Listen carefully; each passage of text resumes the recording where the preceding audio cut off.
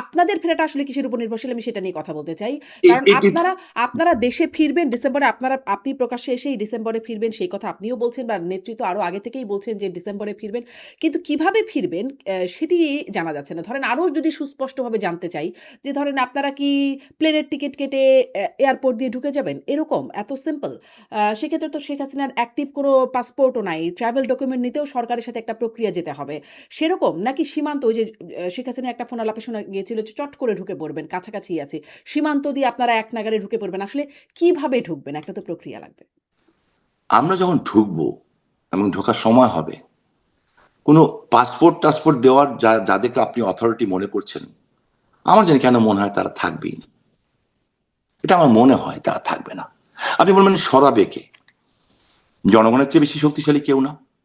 আর তার চেয়েও বেশি শক্তিশালী পৃথিবীতে একজন আছেন, সারা পৃথিবীতে না, সারা সৃষ্টির স্রষ্টা রাব্বুল আলামিন।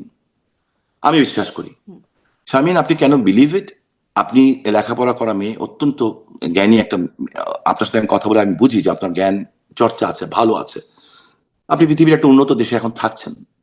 হ্যাঁ, আপনি দেখেন তো, প্রথম মহাযুদ্ধ, বিশ্বযুদ্ধ, দ্বিতীয় বিশ্বযুদ্ধ, কিংবা আফ্রিকার জঙ্গলগুলিতে যে যুদ্ধ হয় একদম আনকালচার কান্ট্রিগুলিতে, কোথাও কি দেখেছেন যে মৃত মানুষকে কবর থেকে উঠিয়ে সেই মানুষকে পিটানো হয়, পিটানোর পরে নাচা হয়, গান গাওয়া হয়, এরপর তাকে জ্বালিয়ে দেওয়া হয়?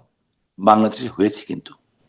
আপনি কোথাও দেখেছেন যে একজন বীর মুক্তিযোদ্ধা মাইনুদ্দিন খান বাদল ভাই একটা কথা বলেছিলেন যে ধর্ষক আর ধর্ষিতা এক টেবিলে উঠতে পারে না?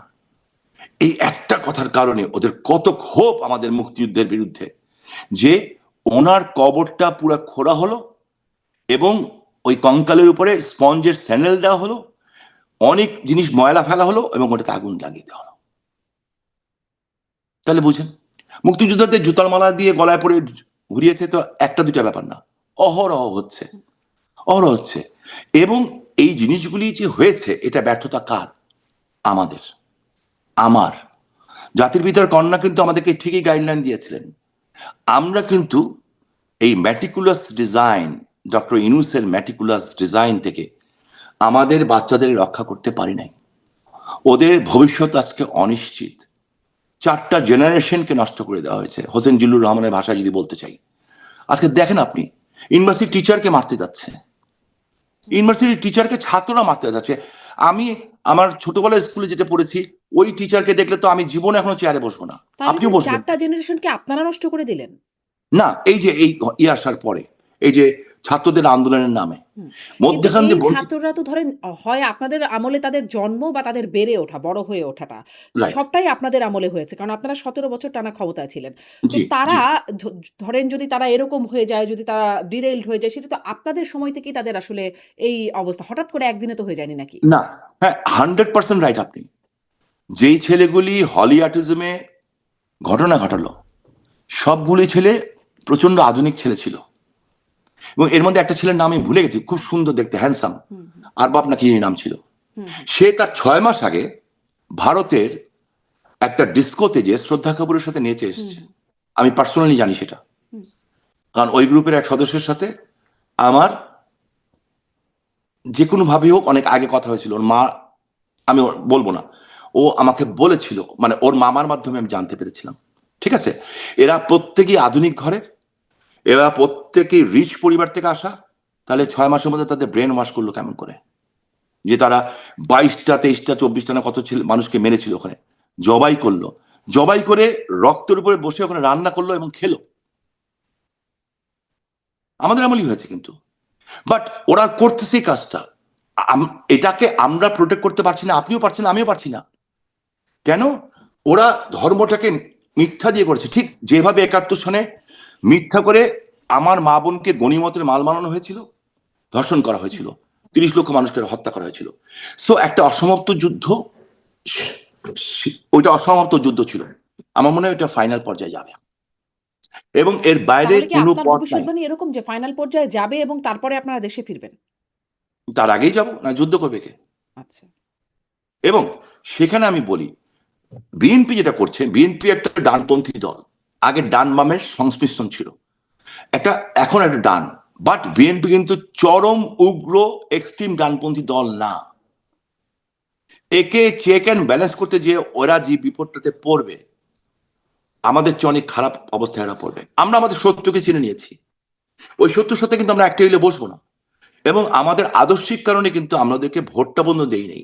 এত 98% অত্যাচার বিএনপি লোকেরা করেছে, ওদের হয়ে করুক, গুপ্ত হয়ে আর সুপ্ত হয়েও।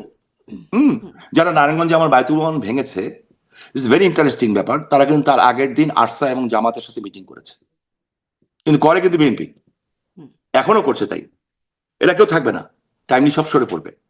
তো আমাদের যেটা হচ্ছে যে এই যে ম্যাটিকুলাস ডিজাইনটাকে আমরা প্রোটেক্ট করতে পারলাম না অ্যাজ এ পলিটিশিয়ান, এটা আমার ব্যর্থতা। তাহলে ওই যে আপনি বলছিলেন যে এমন পরিস্থিতি হবে যে এই সরকার বা এই পরিস্থিতিই থাকে কিনা, যে পাসপোর্ট বা এগুলো নিয়ে ঢুকতে হবে। তার মানে কি আপনার ভাষ্যটা কি আরেকটু স্পষ্ট করবেন? যে তখন কি আসলে বিএনপি সরকার থেমে গেল যেটি তো। আছে থাকবে না? মানে আপনারা যখন দেশে ফিরবেন তখন পরিস্থিতিটা কি হবে বা কি পরিস্থিতিতে আপনারা ফিরবেন? দেখেন, এর আগে বিএনপি সরকার যাদেরকে মনে করছে, যাদের ভয়ে তারা আন্তর্জাতিক সিদ্ধান্ত নিতে পারছে না, দেখেন তাদের কাছ থেকে আঘাতপ্রাপ্ত হয়ে যায় কিনা। এরা তো কাউন না, এরা কাউন না, কিন্তু এরা কারুই না। এরা এই দেশটাকে ব্যর্থ রাষ্ট্র বানাতে এসছে। ওদের একটা আশা ছিল ডক্টর ইউনূস প্রেসিডেন্ট হবে, সেটা তো গুড়ে বালি হয়ে গেছে, হয় নাই। সো আমার তো মনে হয় যে এই কারণে বিএনপিকে পে করতে হবে। মানে কি আন্তর্জাতিক শক্তির কারণে বা আন্তর্জাতিক শক্তির 100% আন্তর্জাতিক শক্তি। বাংলাদেশের ভিতরে কোনো নিজস্ব পলিটিক্স নাই, নাথিং এলস, 000। না আমরা, না ওনারা, না কেউই, কেউ না। এবং এটা আমার চেয়ে বেশি বর্তমান প্রধানমন্ত্রী নিজে জানে। তাহলে এই যে আপনারা এতদিন ক্ষমতায় থাকলেন, এটি আসলে কোন আন্তর্জাতিক শক্তির বলে? যেটি বলা হয় ভারত, সেটিই কি? না, আমরা আন্তর্জাতিক শক্তির কারণে ক্ষমতাচ্যুত হয়েছি। হুম। শেখ হাসিনার উইল পাওয়ার, শেখ হাসিনার যে কি বলে কারিশমা, সেই কারিশমা, বঙ্গবন্ধুর যে কারিশমা, হ্যাঁ, সেই কারিশমা কিন্তু এদের নাই। এই ক্যাপাসিটি, ক্যাপাবিলিটি তাদের নাই। না তো নেত্রী যেদিন ক্ষমতাচ্যুত হয়েছেন তারপর দিন তো তারেক রহমানের ফ্লাই করে বাংলাদেশে আসার কথা, তাই না? ওনারা বলতেছেন ওনাদের দাঁড়িয়ে হয়েছে সবকিছু, হিরো। আশা কথা না, আসেন নাই কিন্তু। হ্যাঁ, আর জাতির পিতার কারণে শেখ হাসিনা বলছেন ফাঁসি অর্ডার দিয়েছে, আমি যাবো।